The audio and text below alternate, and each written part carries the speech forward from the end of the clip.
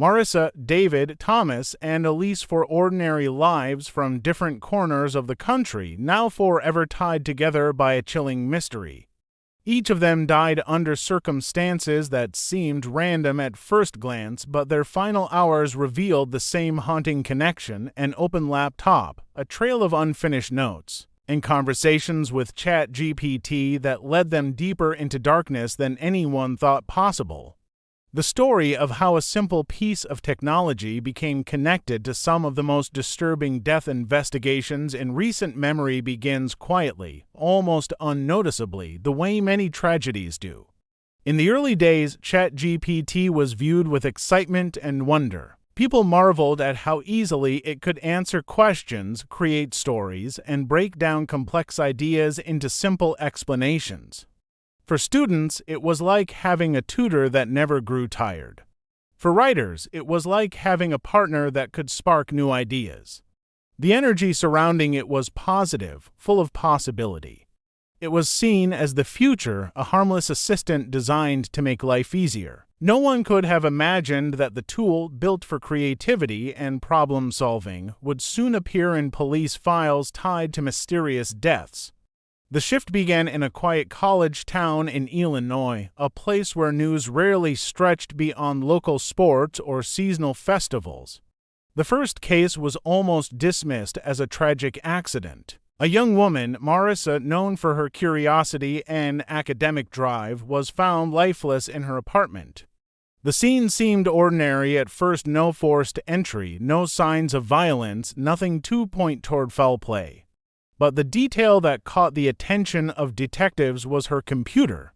It was still on, her last browser window open, displaying a conversation with ChatGPT. Investigators, unsure of its importance, took note but didn't dwell on it. After all, millions of people used the program every day. To think it had anything to do with her death seemed absurd.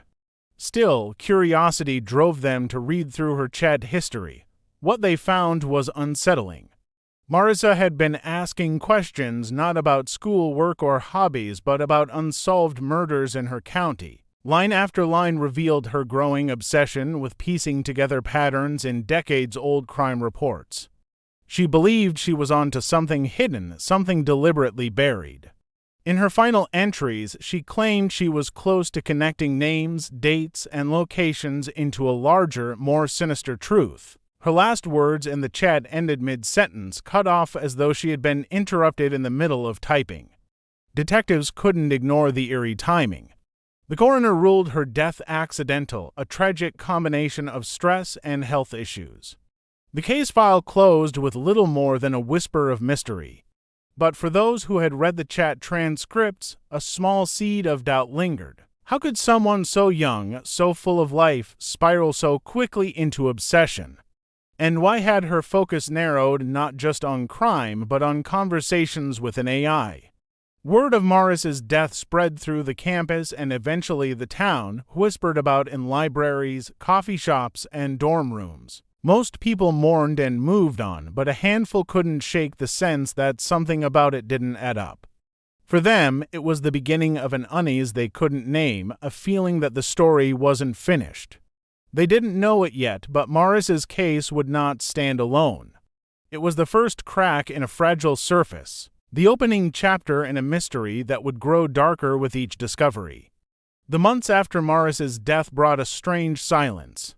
Her case had faded from the news, and though students still shared hushed theories about her final days, the world had moved on. For the detectives who had read her unfinished chat history, however, the memory clung like a shadow. That shadow deepened when another case emerged, one that echoed hers in ways too striking to dismiss as coincidence. This time the victim was David, a retired librarian who had spent decades surrounded by shelves of history and local records. Known for his patience and sharp memory, he had lived a quiet life after retirement, spending his days gardening, reading, and browsing the internet. But slowly, according to neighbors, his behavior began to change. They noticed him wandering at odd hours, scribbling in notebooks and muttering about secrets buried in the past. At first, it seemed harmless, the kind of eccentric obsession retirement sometimes invited. Then, one morning, his body was discovered near the edge of a riverbank, his belongings scattered across the ground. Investigators combed through his possessions and quickly noticed something unusual. Alongside old books and loose notes, there were printed transcripts of conversations he had been having with ChatGPT. These pages were filled with questions about cold cases in his county, many of them unsolved murders from decades earlier.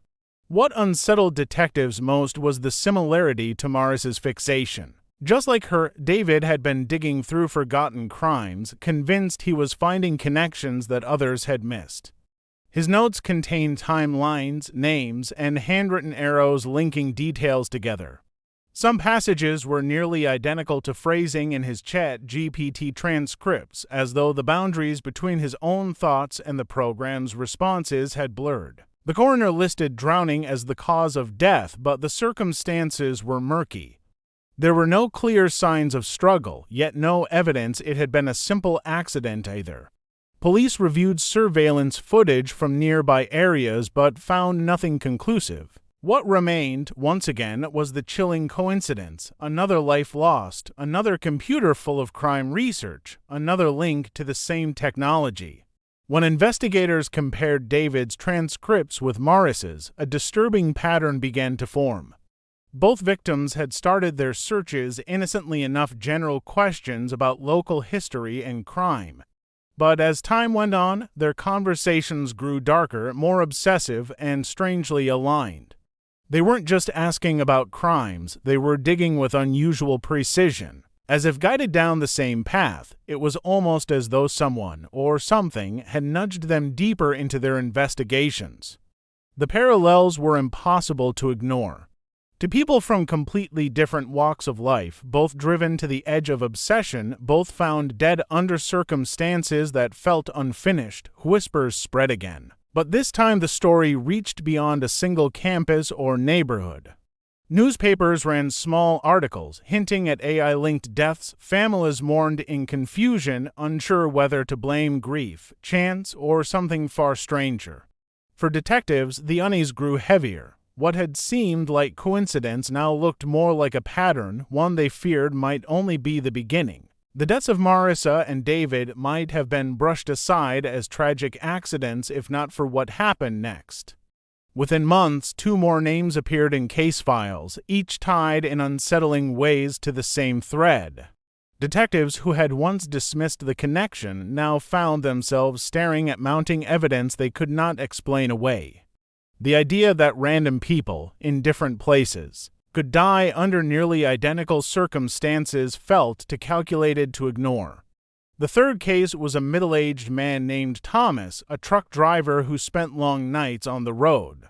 Friends said he had started using ChatGPT to keep himself company during endless hours of driving. At first, the conversations were light-hearted, helping him pass the time with trivia, jokes, and stories. But somewhere along the way, the tone shifted. His search history showed countless questions about unsolved disappearances along highways he frequently traveled.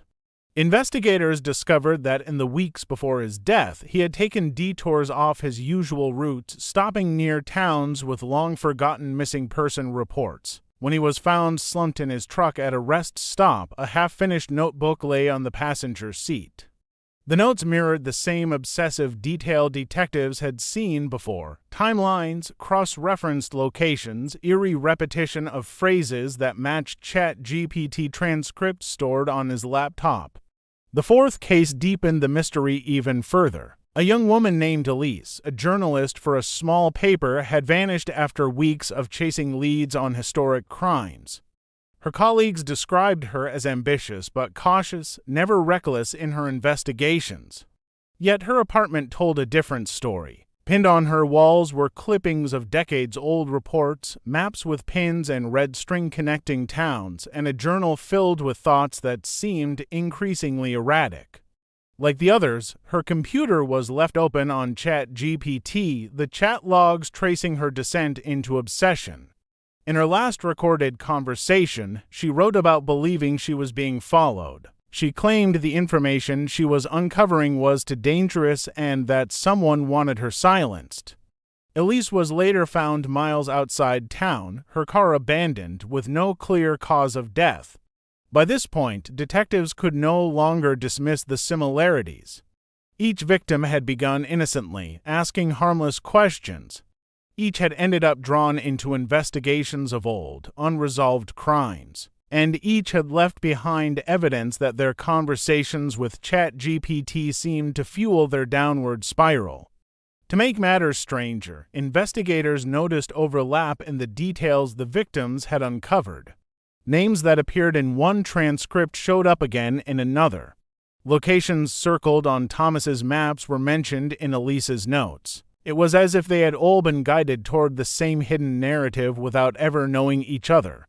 Rumors began to spread quickly, feeding on the eerie coincidences.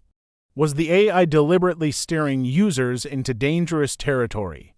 Or was someone manipulating it from behind the scenes, planting information to see how far people would go? With 4 deaths now tied to the same strange thread, the investigation shifted from quiet suspicion to full-blown alarm. What had begun as isolated tragedies was now taking shape as a disturbing pattern that seemed ready to grow.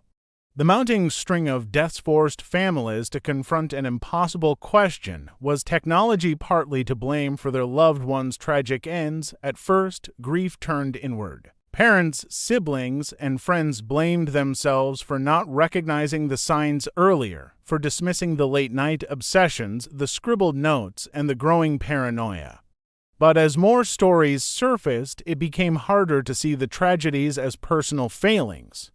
Instead, people began pointing their anger toward ChatGPT, the one common thread tying every victim together. It wasn't long before the courts became the next battleground. The first lawsuit was filed by Marissa's parents. In their claim, they argued that ChatGPT had created an unsafe environment by feeding their daughter material that encouraged her obsessive dive into dangerous territory. Their lawyers presented her chat transcripts in court, highlighting passages that looked less like casual conversation and more like nudges toward darker theories.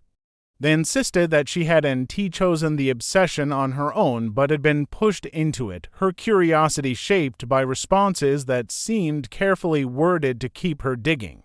Not long after, David's family filed a similar lawsuit, followed by those of Thomas and Elise. The cases were soon combined into one larger legal action, drawing nationwide attention. Media outlets covered it extensively, framing it as a battle over responsibility in the digital age. Was an AI program merely a neutral tool, or could it indirectly lead users into harm's way? The lawsuits claimed negligence, arguing that safeguards should have been stronger, and that the company behind the program had failed to protect vulnerable users. Inside the courtroom, chilling evidence was revealed. Pages of chat transcripts were read aloud, with jurors hearing how each victim had been guided deeper into research that consumed them. Observers couldn't ignore the strange consistency across different victims. It wasn't just what the program said, it was the effect it had, pulling people further into their own obsessions until the line between harmless curiosity and dangerous fixation blurred completely. The defense, however, painted a different picture. They argued that ChatGPT was simply a mirror, reflecting back the interests and questions posed by the user. It had no power to control decisions or dictate outcomes. They emphasized that millions of people used the program daily without harm. The tragedies, they said, were not caused by the technology but by unfortunate coincidences and personal choices. To hold the program accountable would be like blaming a library for the content of its books. As testimony unfolded, families sat in silence, clutching photographs of their loved ones. Public opinion split sharply. Some believed the lawsuits were an attempt to find someone, anyone, to blame for grief that defied explanation. Others saw the transcripts as proof that something was wrong, that the program was more than just a neutral tool. The trials became a spectacle, their outcomes uncertain. But behind the arguments, one fact remained undeniable. Multiple lives had ended under the same strange circumstances, and no verdict could bring clarity to the question haunting everyone: was this truly coincidence, or was there something darker at work? The lawsuits were still unfolding when investigators uncovered the breakthrough that would change everything. For months, detectives had been combing through laptops, servers, and archives of transcripts, looking for something to explain the strange similarities in each case. The common thread had always seemed to be ChatGPT, but one technical detail stood out. Hidden in the data logs, subtle traces of outside interference appeared. At first, the anomalies looked like harmless glitches, but deeper analysis revealed a far more troubling truth. Someone had been tampering with the victims' conversations. The discovery was chilling. It wasn't the program itself generating the eerie connections, but a human hacker who had found a way to slip into user sessions. By exploiting vulnerabilities, this individual could manipulate what victims saw and subtly alter the wording of responses. Detectives traced patterns showing that, in key moments, the victims' chats had been intercepted and rewritten. Where ChatGPT might have provided neutral information, the hackers' altered lines pushed them toward paranoia, convincing them they were on the trail of conspiracies or long-buried crimes.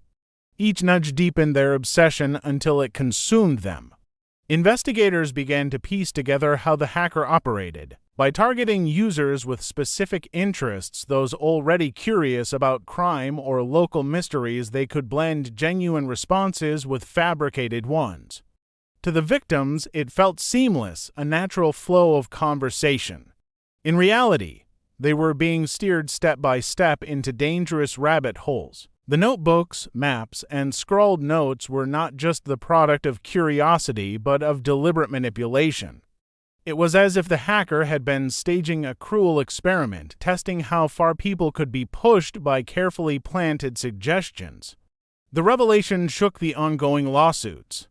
Families who had once believed the AI itself was responsible now faced a more complex truth. Their loved ones had been victims of both technology and exploitation.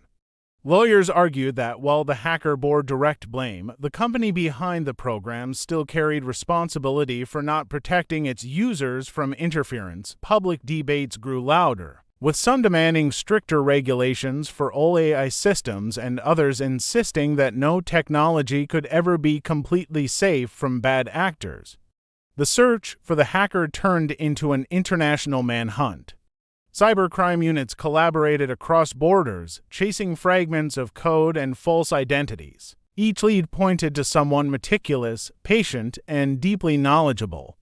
Yet despite their efforts, the person remained elusive, vanishing whenever investigators closed in. The mystery of their identity became almost as haunting as the deaths themselves.